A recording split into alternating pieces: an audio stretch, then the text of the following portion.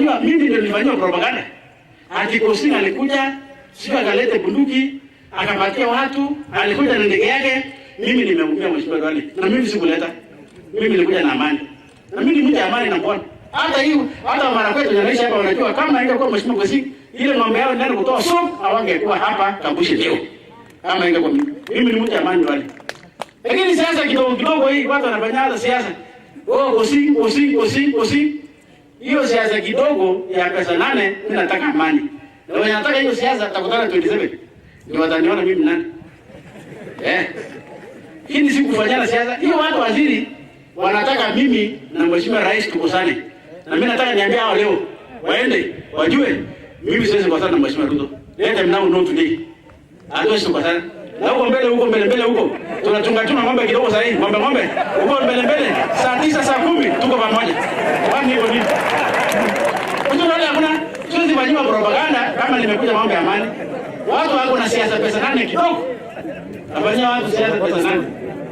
Pkosing. Kana jaji location hapo kuja. Lakini ameambiwa. Nataka niseme namna hii. Mheshimiwa Kindiki alikuja. Baada ya kutoka the following day watu wakawawa. Tarehe 11 mimi nikakuja. Na nitaka nicheke hapa anti-stock theft. Nikaambiwa waje gazeti. Sasa sijui ni wewe ama ni Kindiki na gazeti nafikiri ni Kindiki. Lakini baada ya mimi kutoka the following day watu wakawawa. Wasiri la kongonga tau magala limani ni adaltero karate. Mimi mon school. School na baka karate. School na Guest of honor, sir, distinguished guests, and all the protocol officers.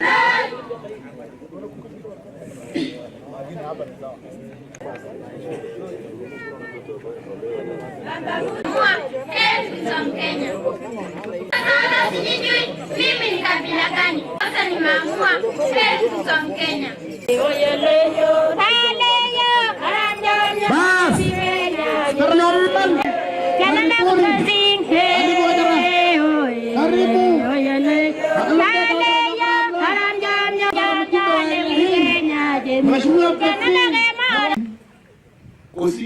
Usione sahi. Wewe hujui nini inaendelea hapa hii crowd. Huyu Pkosing na Nyang'abo walikuwa wanashikana. Wanatembea pamoja hawawachani mkono.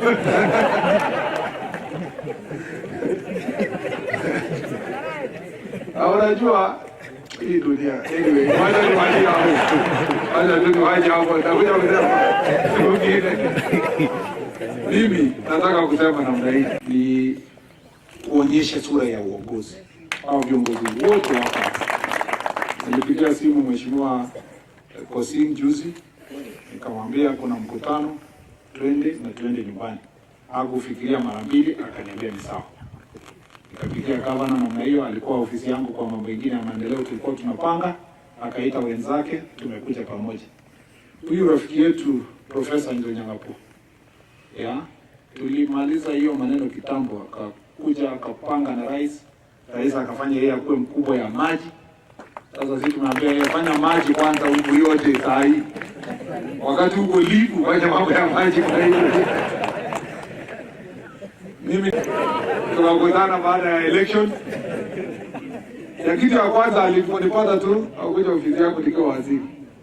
Waziri akafika akaniambia wewe jibijitindi jamge. So mimi hapa nimefurahi kwamba sisi wote tuko hapa.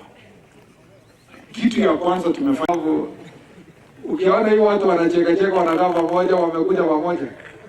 Ile kivumbi ilikuwa hapa last year hapa ilikuwa hatari sana.